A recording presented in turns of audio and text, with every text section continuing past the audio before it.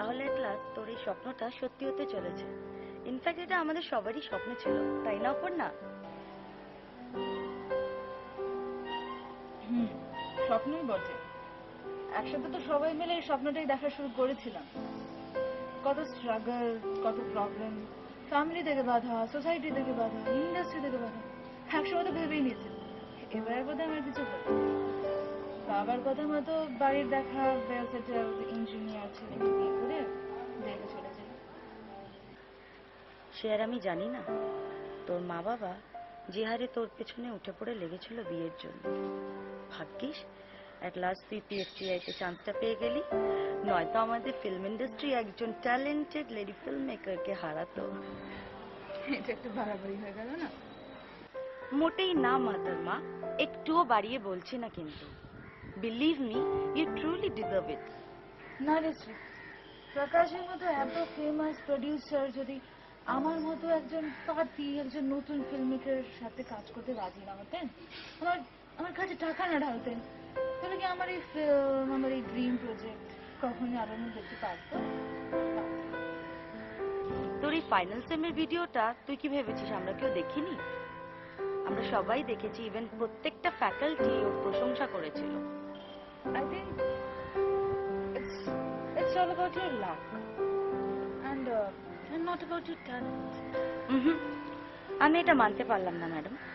যতই বল, যার real talent থাকে, হার্ডওয়ার্ক থাকে, প্যাশন থাকে, তাকে কেউ কোনোদিনও আটকাতে পারে না। মেবি হব, কিন্তু কবে হব সেটা কেউ জানে না। ওই ওই একদিনটা যে কবে আসবে সেটা কেউ বলতে পারে না, কিন্তু যদি লাক থাকে তাহলে কিন্তু ওই দিনটা খুব তাড়াতাড়ি আসে। এটা তুই ভুল বলছিস, আমি এটা মানতে পারছি না। কিন্তু তুই কি ভাবিস এই এই ইনস্টিটিউটে আমি একাই ট্যালেন্টেড? আমার আমার একারই প্যাশন আছে? বিলিভ মি ডার্লিং, এই ইন্ডাস্ট্রিতে আমার থেকে হাজার হাজার বেশি ট্যালেন্টেড মানুষ ঘোরাফেরা করছে। অনেকেই কাজ না পেয়ে ফ্রাস্ট্রেটেড হয়ে গিয়ে সুইসাইড করে নিচ্ছে। Do you have any idea about the whole scenario of the industry? Excuse me, আমি এটা মোটেই মানতে পারলাম না। যাদের রিয়েল ট্যালেন্ট, হার্ডওয়ার্ক আর প্যাশন থাকে, তাদের কেউ আটকাতে পারে না, তারা কাজ ঠিকই পায়। আর যারা ইউজলেস, কোনো ট্যালেন্ট নেই, তারা এইভাবেই ফ্রাস্ট্রেটেড হয়ে সুইসাইড করে। না রে শ্রী, নাম করার জন্য যেরকম প্যাশন, হার্ডওয়ার্ক, ট্যালেন্ট চাই, তেমন যে ভাগ্য না থাকলে না কিছুই হয় না। কি যে বলিস না, তুই দেখাতে পারবি কোনো লোককে যার রিয়েল ট্যালেন্ট আছে আর কাজটা পায়নি?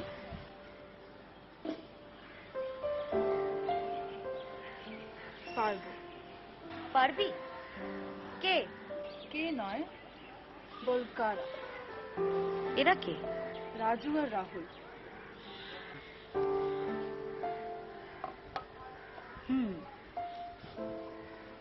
রাজু আর রাহুল? তোর মনে আছে কিনা জানি না, আমি তোকে বলেছিলাম পুনে যাওয়ার আগে যে আমাদের একটা কলকাতার ছোট্ট একটা নাটকের দল ছিল। তো রাজু আর রাহুল এই দলেরই দুজন। ও আই সি। তারপর?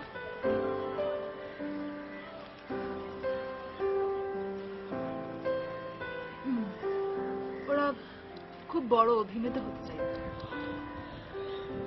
দিনটা ছিল সম্ভবত রবিবার। আমরা আমরা কিছুজন আমাদের রিহার্সাল রুমে আড্ডা মারছি।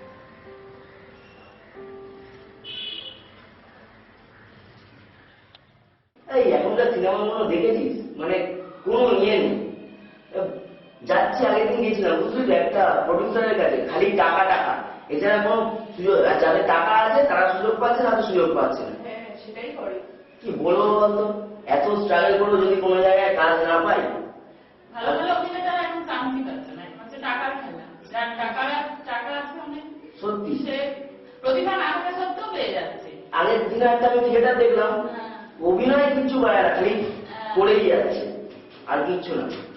তোর মা, তোর মামা বা বাবা বা শ্বশুর থাকতেই হবে, না হলে আর হবে না। একটা কিছু সোর্স থাকলে না এই ফিল্ম লাইন এই সিরিয়ালে কিছু চান্স পাবে। বলতে কারো যদি নাটক বা থিয়েটারের একটা মানে ভিত্তি থাকে তাহলে সে কিন্তু সিনেমা বা সিরিয়ালে আসলে তার অনেক ভালো সে পারফর্ম করতে পারে। কিন্তু সরাসরি যদি কেউ অ্যাক্টিং এ চলে আসে টাকা পয়সা দিয়ে, তার তো কোনো অভিজ্ঞতা নেই, পূর্ব অভিজ্ঞতা নেই, কাজে কাজেই হঠাৎ করে চলে আসতে যাওয়া হয়, মানে সে কোনো তার মানে প্রতিভাই বিকশিত হয় না ওইভাবে, আমার তো তাই মনে হয়। কিন্তু একটা কথা, থিয়েটারে কিন্তু অত তাড়াতাড়ি তোমাকে স্টেজে উঠতে দেবে না, তোমার একটু টাইম লাগবে। কিন্তু টিভিতে কি তোমার যদি সোর্স থাকে, টাকা থাকে, ভালো, আর তুমি চাকরি টিভিতে অ্যাক্টিং করতে পারবে। ঠিকই বলেছিস রে। না তো চিন্তা কর না, এই আমাদের রাজু আর রাহুলের কথা, 4-5 বছর ধরে স্ট্রাগল করে যাচ্ছে, কোনো চান্স পেলো? সত্যি রাহুল আর রাজুর কথাটা ভাবলি না, সত্যি মনটা খুব খারাপ হয়ে গেল। যা বলেছিস, দুজনেরই এত গুণ কিন্তু কোথাও কি যেন ভালো চান্স পাচ্ছে না। আরে ব্যাকিং ব্যাকিং ব্যাকিং বুঝিস? এই ব্যাকিং ছাড়া না আজকের দিনে ফিল্ম লাইনে কিচ্ছু হয় না। ঠিকই বলেছো, নাহলে থাকো না। গতকাল পাড়ার ফাংশনে রামদা কি দারুণ অভিনয়টাই না করলো। আর ওই রাহুলের কথাটা বল, বড় বড় অভিনেতার কাছে হার মেনেছে। তবু কিন্তু রামদার রাজুদার মধ্যে একটু অহংকার নেই। সেটা ঠিক, ওদের কারোর মধ্যে কোনো অহংকার নেই।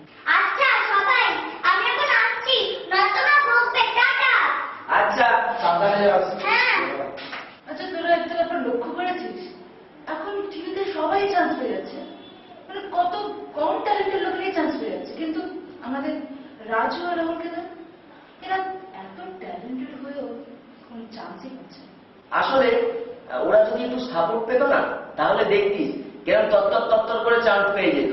আসলে ভাগ্য ভাগ্য জানিস তো, ভাগ্য বলে তো একটা কথা আছে নাকি, ভাগ্যে নাই তো কি ঠকালে হবে। সত্যি ওদের কথাটা ভাবলে না খুব মনটা কেমন খারাপ হয়ে ওঠে। এখন হয়তো কোথাও না কোথাও ভাগ্য পরীক্ষা করে যাচ্ছে নিজেদের। এক্সকিউজ মি ম্যাম, প্লিজ আমার বায়োডাটা প্লিজ।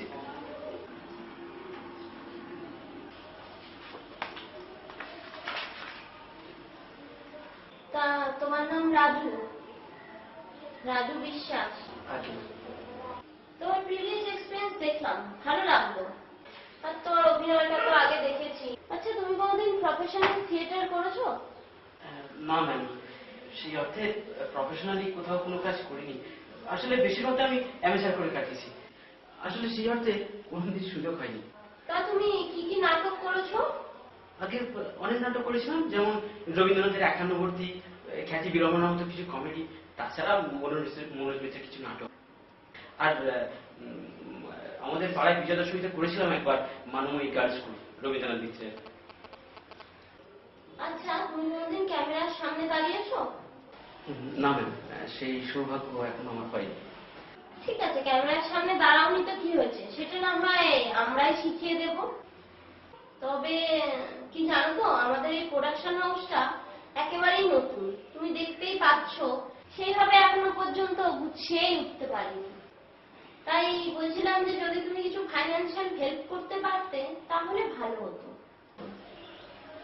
ফাইন্যান্সিয়াল হেল্প মানে? মানে এই ধরো 1 লাখ টাকার মতো। একটু ভেবে দেখো, যদি দিতে পারো তাহলে কিন্তু তোমার নায়ক বানিয়ে দেবো। 1 লাখ টাকা?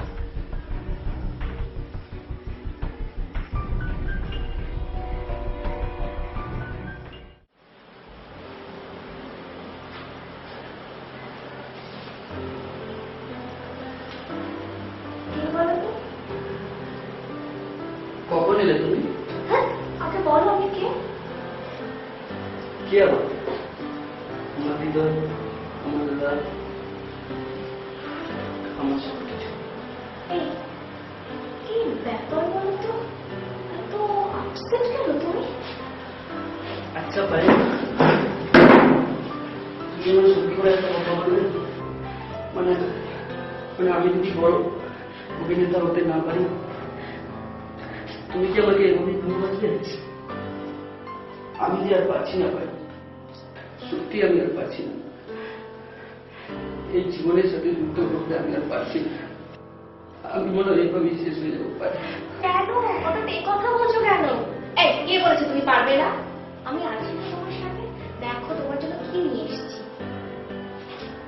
এই দেখো, এটা একটা ফিল্ম কোম্পানির অ্যাড্রেস। এখানে একটা ট্যালেন্ট হান্ট কম্পিটিশন হচ্ছে। যে ফার্স্ট হবে তাকে ওরা অ্যাক্টর হওয়ার চান্স দেবে। সত্যি আমি ওরা জানতে দেব? হ্যাঁ রাহুল, দেবে। দেখো একবার ভালো করে দেখো। তার আমি লোক তো? হ্যাঁ হ্যাঁ হবে। তার ট্যালেন্ট যে ফার্স্ট হবে সে তাকে ওরা কিনে জানতে দেবে? হ্যাঁ দেবে বাবা, দেবে। তুমি সত্যি বলছো ভাই? আরে হ্যাঁ, একদম সত্যি। আমি যদি ফার্স্ট হই তাহলে আমি চান্স পাবো তো? হ্যাঁ চান্স পাবে। আমি তাহলে ট্রাই পাই। হ্যাঁ, আর যদি ফর্ম শেষ হয়ে যায় তাহলে ঠিক আছে। আমি আছি, ঠিক আছে? সাবধানে যেও। পাগল একটা।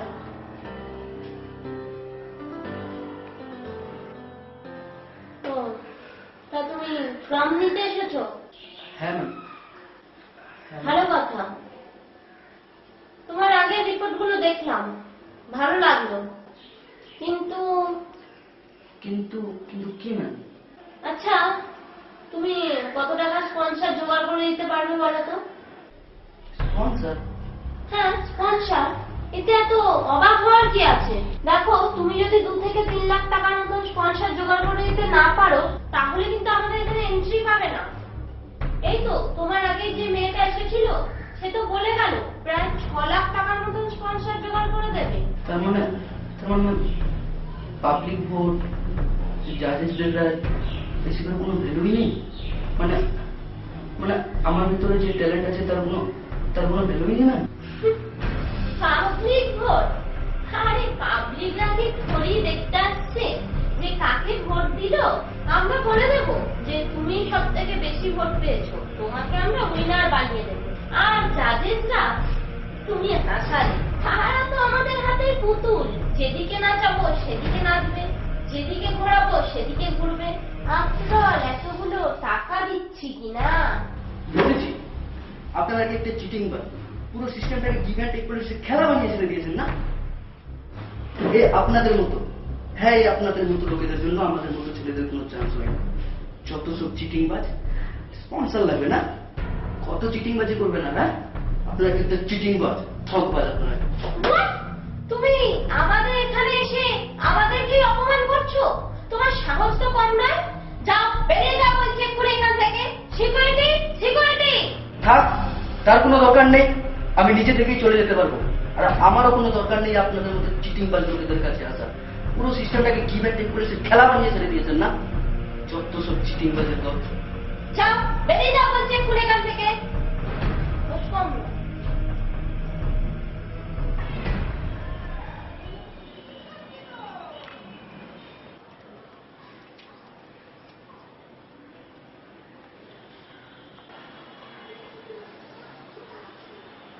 আরে রাজুদা, কোথা থেকে ফিরলে? ওই একটা কাজে গেছিলাম রে, একটা ফিল্মের অডিশন ছিল, সেখান থেকেই ফিরছি। কি ব্যাপার, তোমার এত হতাশ লাগছে কেন? ওই আর কি, এবারেও হলো না। এখানেও সেই একই ব্যাপার, বুঝলি? দেখো রাজুদা, আমার মনে হচ্ছে তোমার কোথাও একটা ভুল হচ্ছে। মানে কি কি কি বলতে চাইছিস তুই? আমার মনে হয় তুমি আসল জায়গাতেই যোগাযোগ করছো না। যেখানে গেলে তুমি সত্যিকারের কাজের সুযোগ পাবে। তুমি যত সব ভুলভাল জায়গায় যাচ্ছ, তাই বারবার ঠকছো। সব জায়গা তো প্রায় গেলাম, কোনো কোনো জায়গা তো আর বাদ রইল না। আচ্ছা আচ্ছা বলতো, এমন কি কোনো জায়গা আছে যেখানে গেলে সত্যি করে সুযোগ পাওয়া যায়? তুমি এক কাজ করো রাজুদা, তুমি এমন একটা জায়গায় যাও যেখানে গেলে তুমি সত্যিকারের অভিনয় শিখতে পারবে। আচ্ছা আচ্ছা বলতো, এমন কি কোনো জায়গা আছে যেখানে গেলে সত্যি করে সুযোগটা পাওয়া যায়? দেখো রাজুদা, তুমি একদিন খুব বড় অভিনেতা হবে। আমার কথাটা মিলিয়ে নাও। ঠিক বলেছিস রিচু, ঠিক। তোর মুখের কথাই জানে সত্যি হয়, তোর মুখের কথা জানে সত্যি হয়।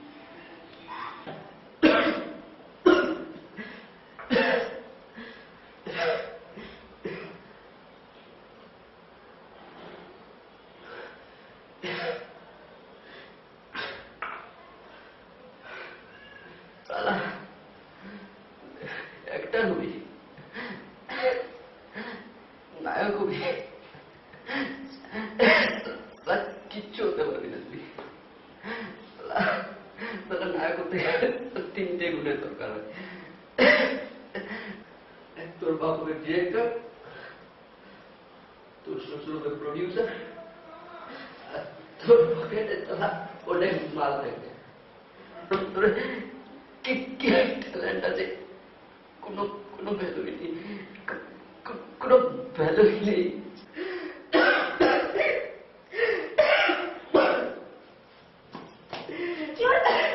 কি হয়েছে রাহুল তোমার?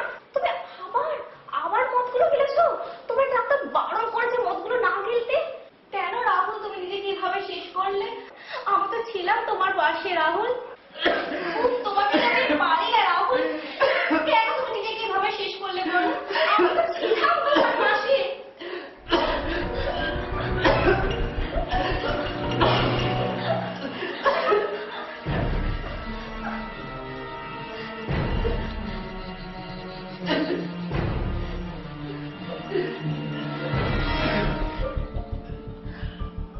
আচ্ছা রাজু, আমরা যে আজকে থিয়েটারটা দেখলাম, তোর কি মনে হয় ভালো হয়েছে? হ্যাঁ, খারাপ কি আছে, ভালোই তো হয়েছে। ওখানে কত সুন্দর একটা ড্রামাটিক ব্যাপার ছিল বলতো, আমার তো বেশ মজা লেগেছে। আমার একদম ভালো লাগেনি। কি বলছিস? দেখ, এই যে আমাদের যে গ্রুপটা, আমরা যে একটা অভিনয় করি, এটাই তো প্রমাণ। তুই নিজে, আরে লজ্জা পাচ্ছিস কেন? তুই দেখ, আমরা দিতে পারি বলেই না আজকে তুই একটা এত বড় জায়গায় চান্স পেলি, একটা ভালো ক্যারেক্টারে। তা যা বলেছিস, কিন্তু আমার ওই অ্যাক্টিংটা। এক মিনিট দাঁড়া, একটা ফোন আসছে, দেখি আবার কে ফোন করলো। দাঁড়া, এই রাহুলের গার্লফ্রেন্ড ফোন করছে। মানে পায়েল? হ্যাঁ। দেখি ধর তো, কি বলে শুনতো, অনেকদিন কথা হয়নি। হ্যালো পায়েল, হ্যাঁ বলো। হ্যাঁ, কি করে, কখন থেকে? কি হয়েছে ভাই? বলছি দাঁড়া না। আচ্ছা আচ্ছা, তুমি ওর কাছে থাকো, আর পারলে একটা ডাক্তার ডাকো। হ্যাঁ হ্যাঁ, বেশি টেনশন করো না। কি হয়েছে কি? আরে বলছি দাঁড়া না। হ্যাঁ, তুমি একদম ওর কাছে থাকো, একটু ও তাহলে মনে জোর পাবে। হ্যাঁ, এক্ষুনি আসবে তুমি। ঠিক আছে, তোমার বাড়িতে যাচ্ছি আমরা। ও আচ্ছা, ওর বাড়িতেই আছে। ঠিক আছে ঠিক আছে, থাকো, আসছি আসছি। হ্যাঁ রাখো। আরে কি হয়েছে বলবি তো? রাহুলের মদ এত ড্রিঙ্কস করার কারণে প্রচন্ড মুখ থেকে ব্লিডিং হচ্ছে, প্রায় বলছে 1.5-2 ঘন্টা হয়ে গেল। চ আমরা যাই এখন। কি করলো পায়েল?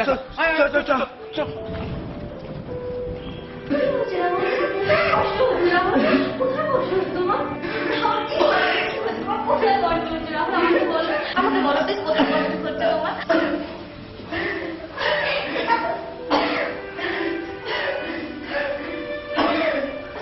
তুই কেন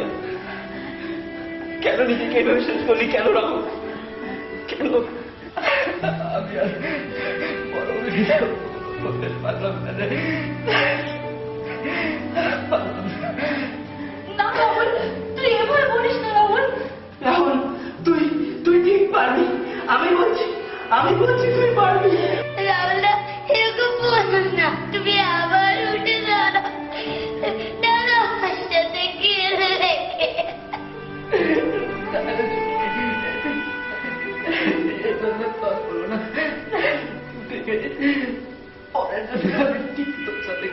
এরকম বলো না রাজু, না প্লিজ, এরকম বলো না।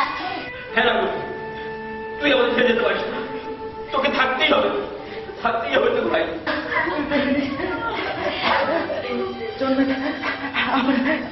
আমার কিছু হলো না তো? পরের জন্য দেখে আমি ঠিক বড় অভিনেতা হবো। আমার ব্যথা লাগবে রে, আমার ব্যথা লাগবে। আমি সুপারস্টার হবো। আরে রাজু, আমি সুপারস্টার হতে দেখে আমি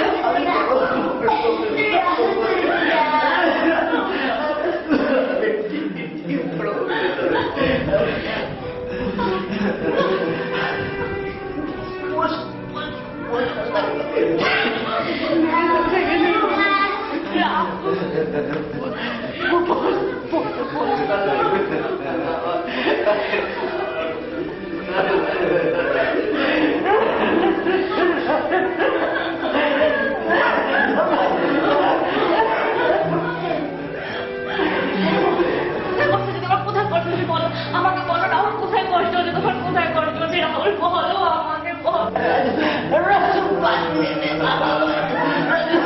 না রাহুল না,